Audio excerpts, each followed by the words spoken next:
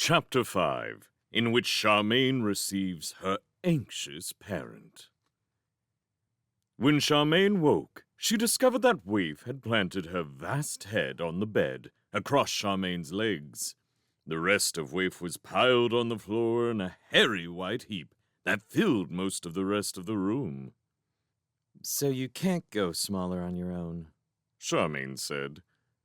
I'll have to think of something. Waif's answer was a series of giant wheezings, after which she appeared to go asleep again. Charmaine, with difficulty, dragged her legs out from under Waif's head and edged round Waif's vast body, finding clean clothes and getting into them. When she came to do her hair, Charmaine discovered that all the hairpins she usually put it up with seemed to have vanished, probably during her dive off the cliff. All she had left was a ribbon. Mother always insisted that respectable girls needed to have their hair in a neat knot on the top of their heads. Charmaine had never worn her hair any other way. Oh well, she said to her reflection in the neat little mirror. Mother's not here, is she? And she did her hair in a fat pleat over one shoulder and fastened it with the ribbon. Like that, she thought her reflection looked nicer than usual, fuller in the face and less thin and grumpy. She nodded at her reflection and picked her way around Waif to get to the bathroom. To her relief, the bathroom had thawed overnight. The room was full of soft dripping sounds from water doing all the pipes, but nothing else seemed to be wrong until Charmaine tried the taps. All four of them ran ice-cold water, no matter how long they ran for. I didn't want a bath anyway, Charmaine said, as she went out into the corridor. There was no sound from Peter. Charmaine remembered Mother telling her that boys always were hard to wake in the morning. She did not let this worry her. She opened the door and turned left into the kitchen, into solid foam. Clots of foam and large single bubbles sailed past her into the corridor. Damnation! Charmaine said. She put her head down and her arms across her head and plowed into the room. It was as hot in there as her father's bakehouse when he was baking for a big order. She said. I suppose it takes days to use up a cake of soap. After that, she said nothing else, because her mouth filled with soapy froth when she opened it. Bubbles worked up her nose until she sneezed, causing a small foamy whirlwind. She collided with the table and heard another teapot fall down, but she plowed on until she ran into the laundry bags and heard the saucepans rattle on top of them. Then she knew where she was. She spared one hand from her face in order to fumble for the sink, and then along the sink until she felt the back door under her fingers. She groped for the latch. For a moment, she thought that had vanished in the night, until she realized it was on the other edge of the door, and finally flung the door open. Then she stood gulping in deep, soapy breaths, and blinking her running, smarting, soap-filled eyes into a beautiful, mild morning. Bubbles sailed out past her in crowds.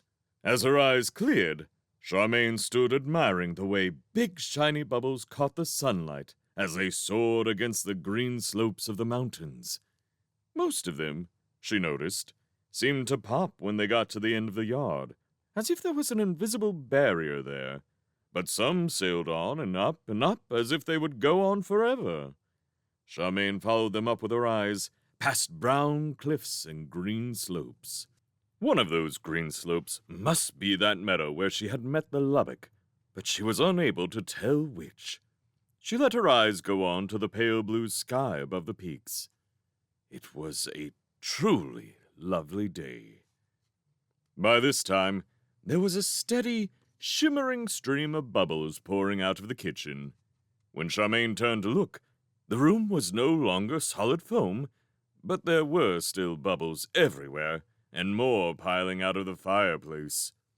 Charmaine sighed and edged back indoors, until she could lean over the sink and throw the window open too.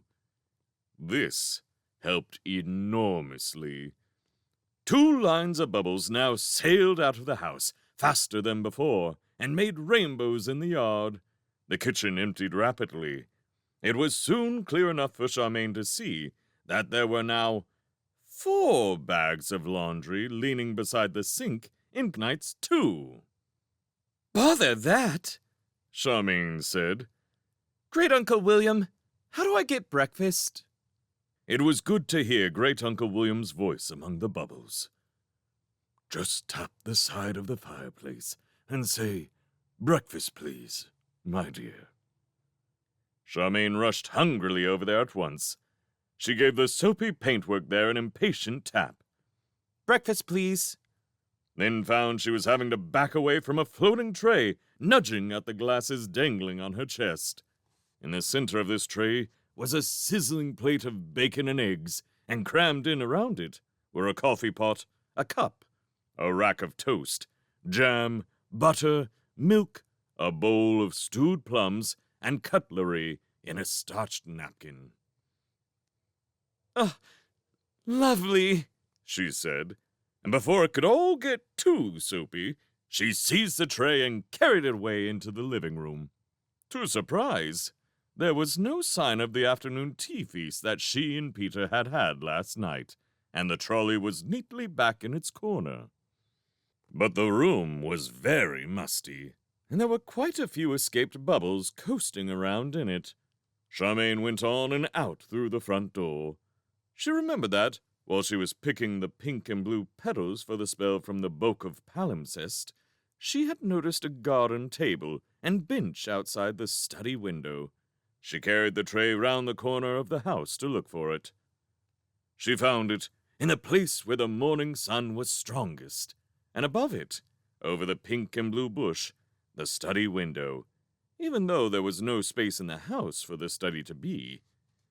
Magic is interesting, she thought, as she set the tray on the table.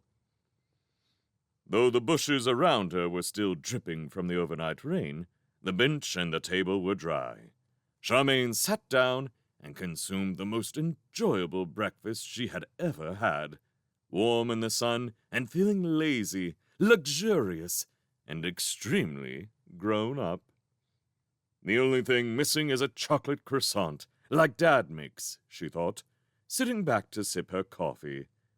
I must tell Great Uncle William when he comes back. She had an idea that Great Uncle William must have sat here often, enjoying his breakfast. The blooms on the hydrangeas around her were the finest in the garden, as if for his special pleasure. Each bush had more than one color of flowers. The one in front of her had white flowers and pale pink and mauve. The next one over started blue on the left side and shaded over into a deep sea green on the right. Charmaine was feeling rather pleased that she had not allowed the kobold to cut these bushes down, when Peter stuck his head out through the study window. This rather destroyed Charmaine's pleasure. Hey, where did you get that breakfast? Peter demanded. Charmaine explained, and he put his head inside and went away. Charmaine stayed where she was, expecting Peter to arrive any moment, and hoping that he wouldn't. But nothing happened. After basking in the sun a while longer, Charmaine thought she would find a book to read. She carried the tray indoors and through to the kitchen first, congratulating herself on being so tidy and efficient. Peter had obviously been there, because he had shut the back door, leaving only the window open, so that the room was once more filled with bubbles, floating gently toward the window and then streaming swiftly out of it.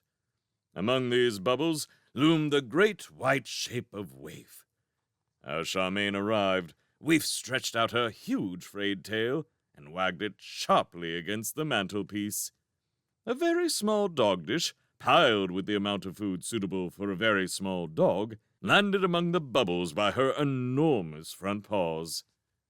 Waif surveyed it sadly, lowered her vast head, and slurped up the dog food in one mouthful. Oh, poor Waif. Charmaine said. Waif looked up and saw her.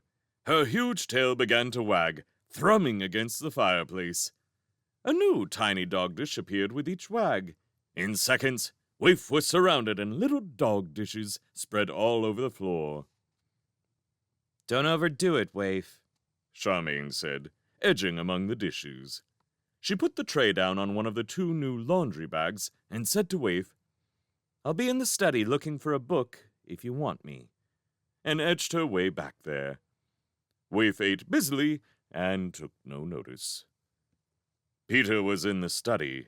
His finished breakfast tray was on the floor beside the desk, and Peter himself was in the chair, busily leafing through one of the large leather books from the row at the back of the desk. He looked far more respectable today. Now that his hair was dry, it was in neat tawny curls, and he was wearing what was obviously his second suit, which was of good green tweed. It was crumpled from his knapsack and had one or two round wet patches on it where bubbles had burst, but Charmaine found that she quite approved of it. As Charmaine came in, he slammed the book shut with a sigh and pushed it back in its place. Charmaine noticed that he had a piece of green string tied round his left thumb. So that's how he managed to get in here, she thought. I can't make head or tail of these, he said to her. It must be in here somewhere, but I can't find it. What are you trying to find? Charmaine asked. You said something last night about a lubbock, Peter said, and I realized that I didn't really know what they are. I'm trying to look them up. Or do you know all about them? Not really, except that they're very frightening, Charmaine confessed. I'd like to find out about them too. How do we? Peter pointed his thumb with the green string round it at the row of books. These. I know these are a wizard's encyclopedia, but you have to know the sort of thing you're looking for before you can even find the right volume to look in. Charmaine pulled her glasses up and bent to look at the books. Each one was called Res Magica in gold, with a number under that and then a title. Volume 3, she read, Giroloptica. Volume 5, Panopticon. Then down at the other end, Volume 19, Advanced Seminal. Volume 27, Terrestrial Onoromancy. Volume 28, Cosmic Onoromancy. I see your problem, she said. I'm going through them in order now, Peter said. I've just done 5. It's all spells I can't make head or tail of. He pulled out Volume 6, which was simply labeled Hex, and opened it. You do the next one, he said. Charmaine shrugged and pulled forward Volume 7. It was called, not very helpfully, Potentes. She took it over to the window sill, where there was space and light, and opened it not far from the beginning. As soon as she did, she knew it was the one. Demon, powerful and sometimes dangerous being, she read, often confused with an elemental, QV, and leafing on a few pages, devil, a creature of hell. After that she was at elf gift, contains power gifted by elves, QV, for the safety of a realm. And then a wad of pages later, incubus, specialized devil, QV, inimical mostly to women.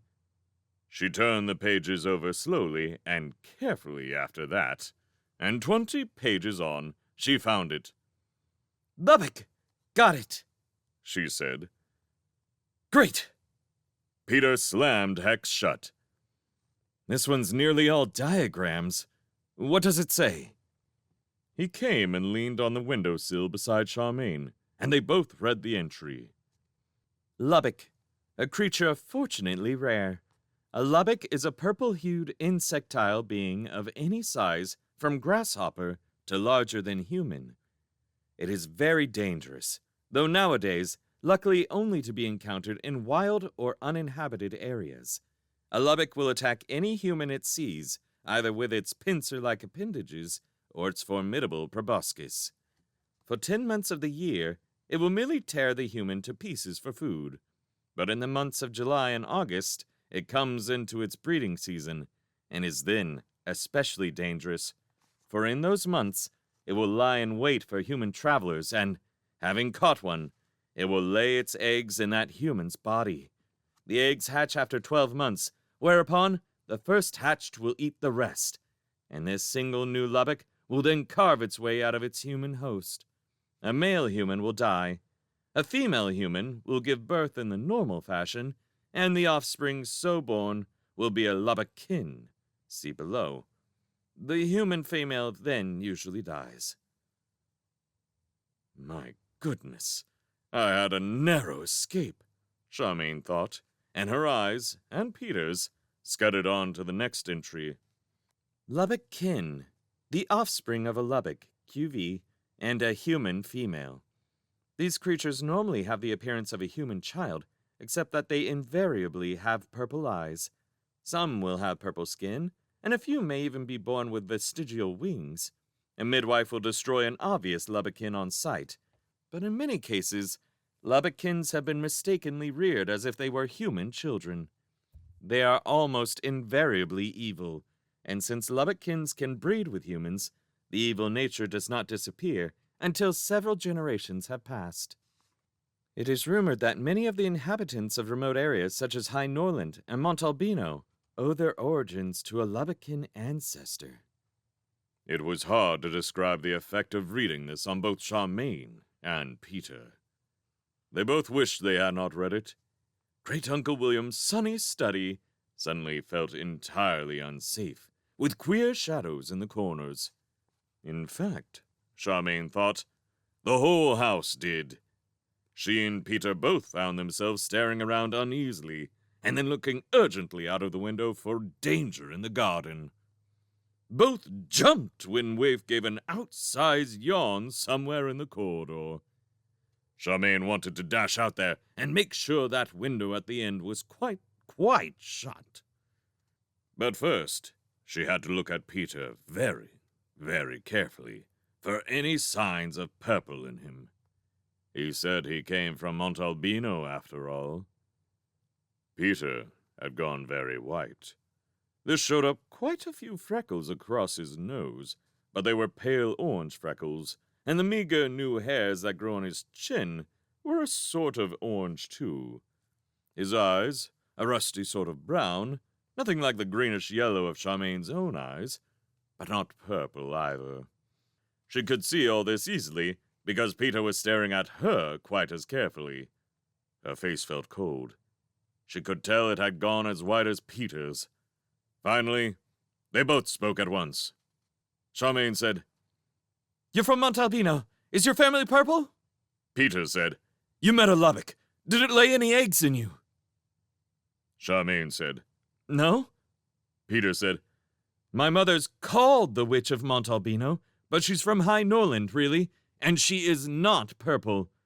Tell me about this Lubbock you met." Charmaine explained how she had climbed out of the window and arrived in the mountain pasture where the Lubbock lurked inside the blue flower, and... "But did it touch you?" Peter interrupted.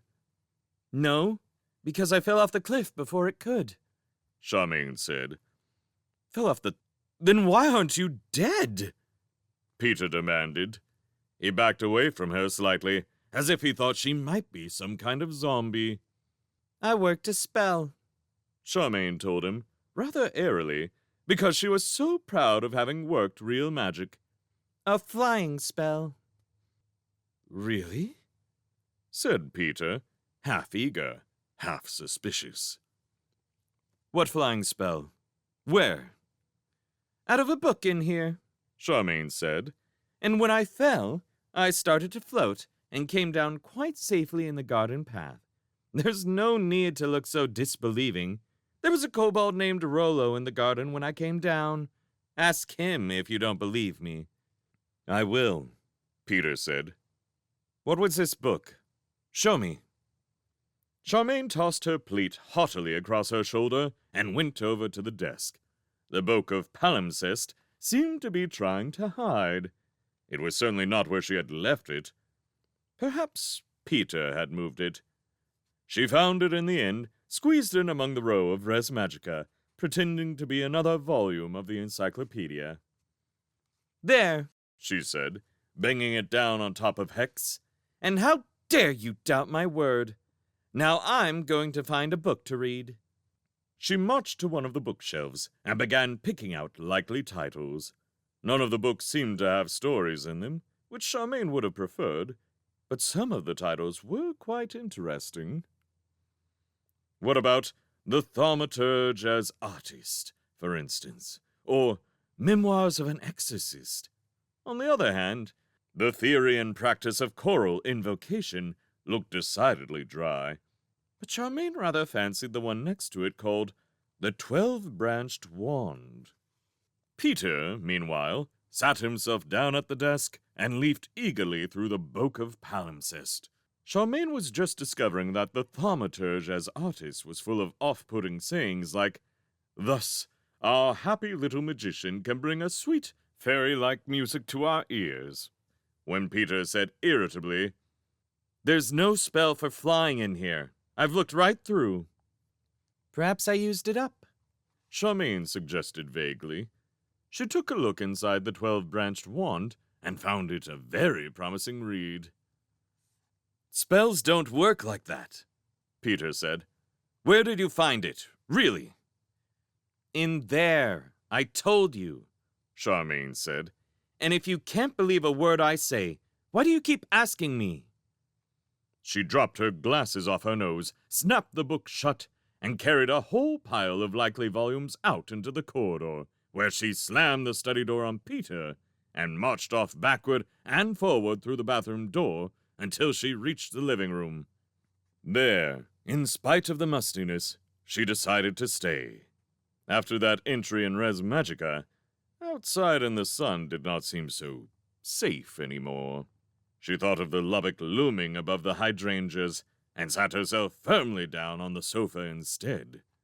She was deep in the 12-branched wand and even beginning to understand what it was about when there was a sharp rapping at the front door. Charmaine thought, just as she usually did, someone else can answer that, and read on. The door opened with an impatient rattle. Aunt Sempronia's voice said, "Of course she's all right, Berenice. She just has her nose in a book, as usual."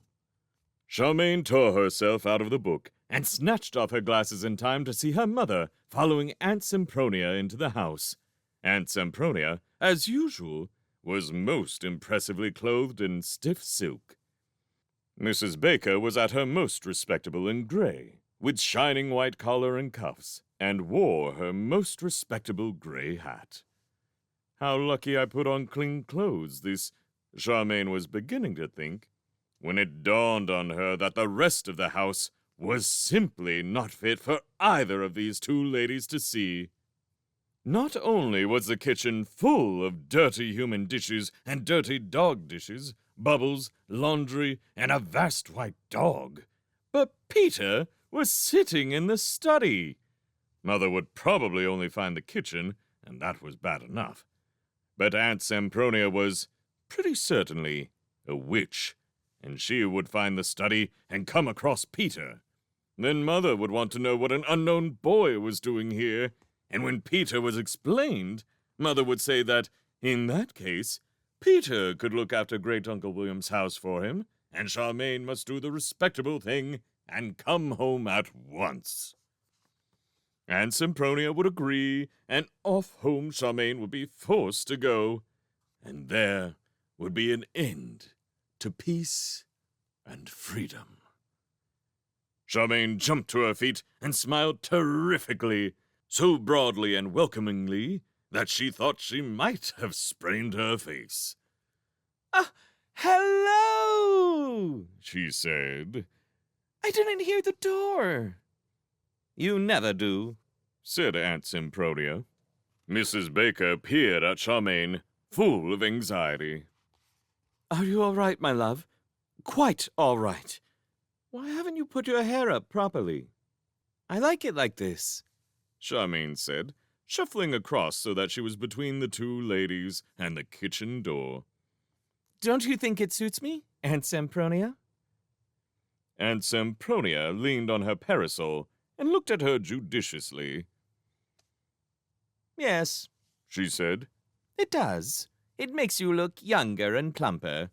Is that how you want to look? Yes, it is.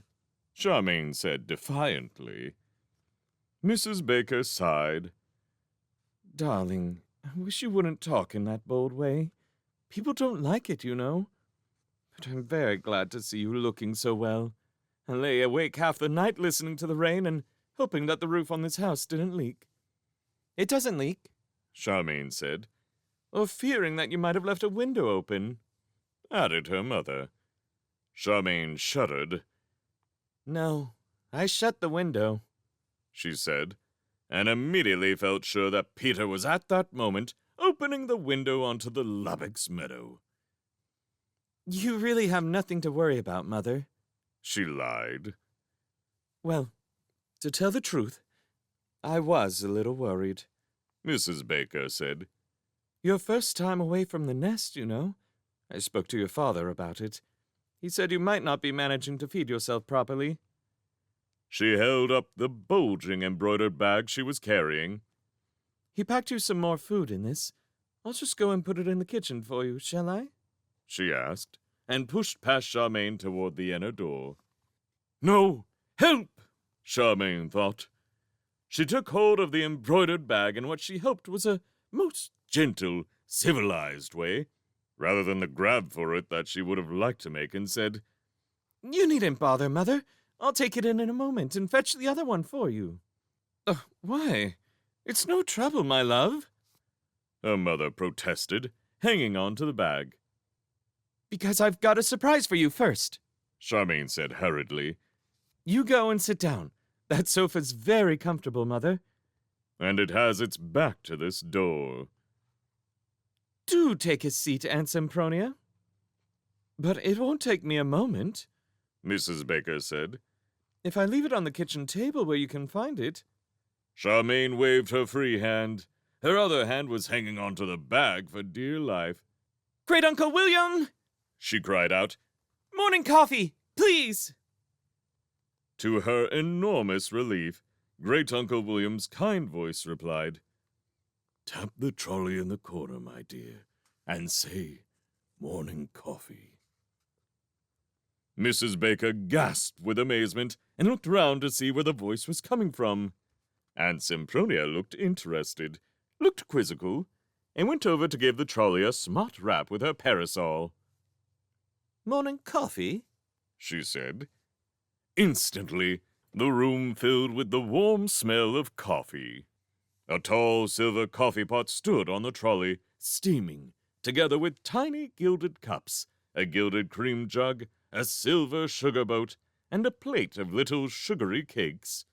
Mrs. Baker was so astonished that she let go of the embroidered bag.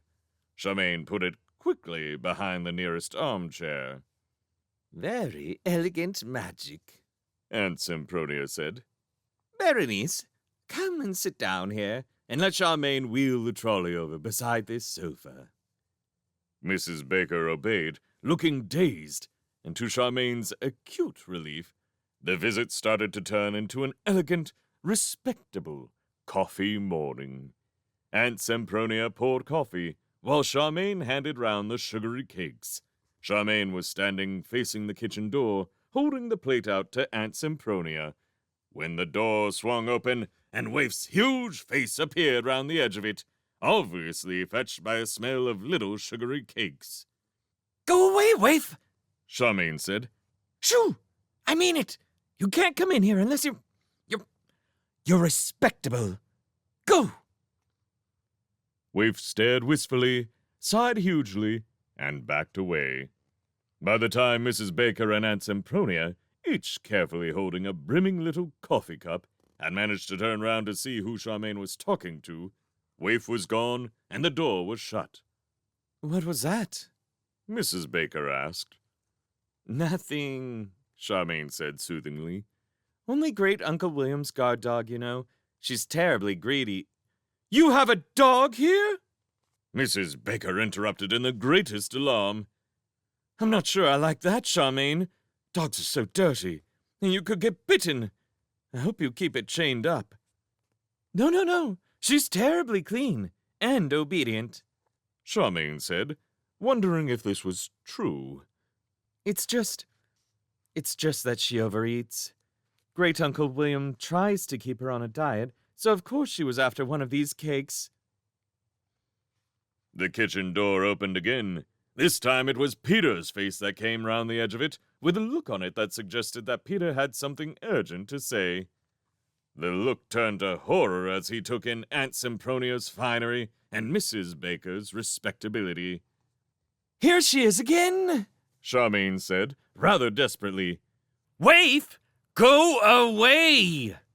Peter took the hint and vanished, just before Aunt Sempronia could turn round again and see him. Mrs. Baker looked more alarmed than ever.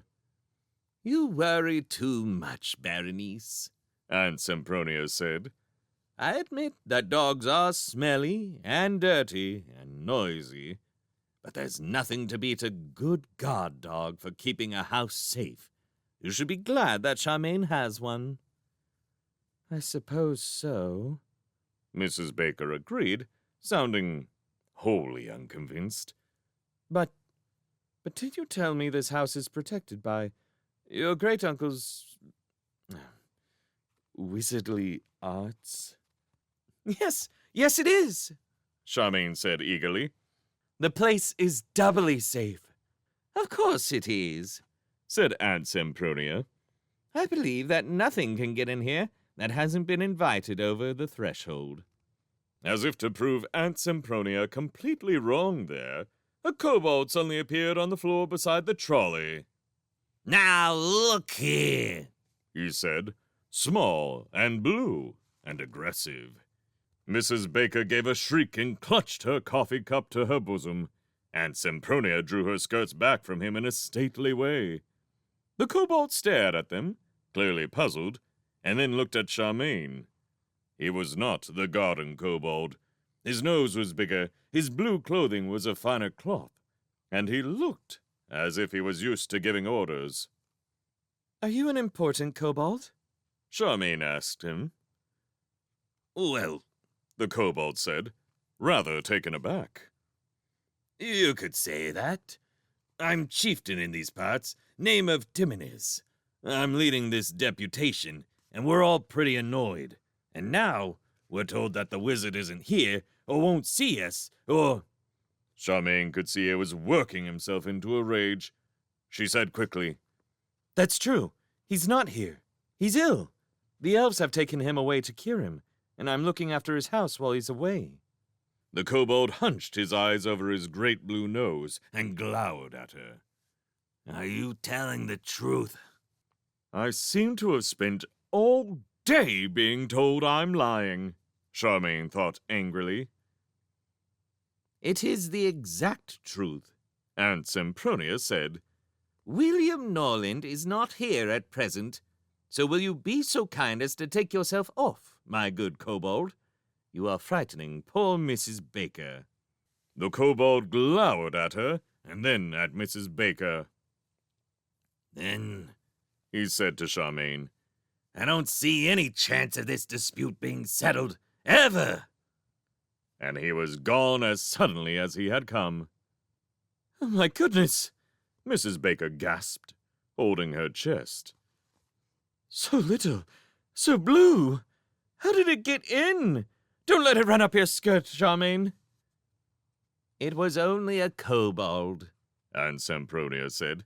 Pull yourself together, Berenice. Kobolds, as a rule, do not get on with humans, so I have no idea what it was doing here. But I suppose Great-Uncle William must have had some sort of dealings with the creatures. There's no accounting for wizards.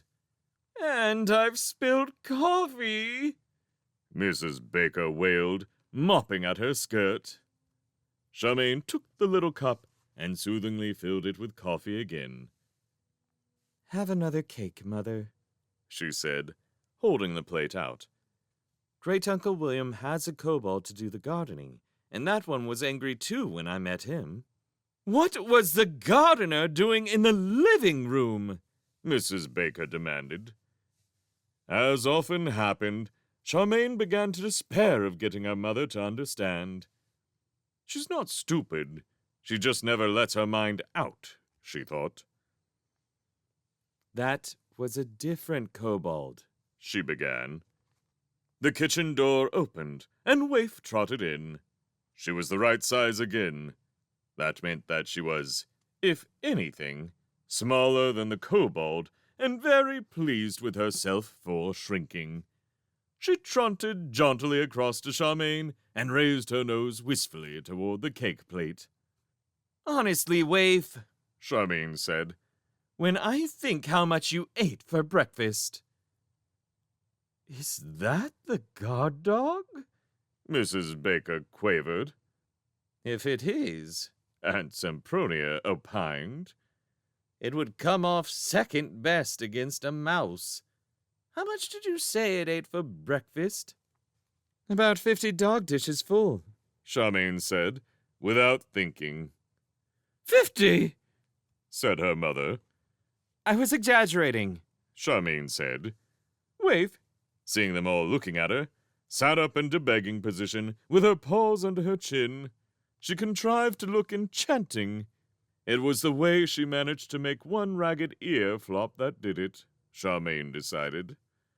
Oh, what a sweet little doggy, Mrs. Baker cried out. Is hungry then? She gave Waif the rest of the cake she was eating.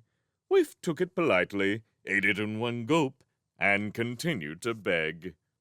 Mrs. Baker gave her a whole cake from the plate. This caused Waif to beg more soulfully than ever. I'm disgusted, Charmaine told Waif. Aunt Sempronia graciously handed a cake over to Waif, too. I must say, she said to Charmaine, with this great hound to guard you, no one need fear for your safety, although you might go rather hungry yourself. She's good at barking, Charmaine said. And there's no need to be sarcastic, Aunt Sempronia. I know she isn't a guard dog. But Charmaine had no sooner thought this than she realized that Waif was guarding her. She had taken Mother's attention completely away from kobolds, or in the kitchen, or any dangers to Charmaine herself, and she had contrived to reduce herself to the right size to do it. Charmaine found herself so grateful that she gave Waif a cake as well. Waif thanked her very charmingly by nosing her hand, and then turned her expectant attention to Mrs. Baker again. Oh, she is so sweet, Mrs. Baker sighed, and rewarded Waif with a 5th cake. She'll burst, Charmaine thought. Nevertheless, thanks to Waif, the rest of the visit went off most peacefully, until right at the end, when the ladies got up to go, Mrs. Baker said, "Oh, I nearly forgot," and felt in her pocket. "This letter came for you, darling." She held out to Charmaine a long, stiff envelope with a red wax seal on the back of it. It was addressed to Mistress Charmaine Baker in elegant, quavery writing. Charmaine stared at the letter and found her heart was banging away in her ears and her chest like a blacksmith at an anvil. Her eyes went fuzzy. Her hand shook as she took the letter. The king had replied to her. He had actually answered. She knew it was the king. The address was in the same quavery writing that she had found on the letter in Great-Uncle William's study. "Oh, thanks," she said, trying to sound casual. "Open it, dear," her mother said. "It looks very grand. What do you think it is?"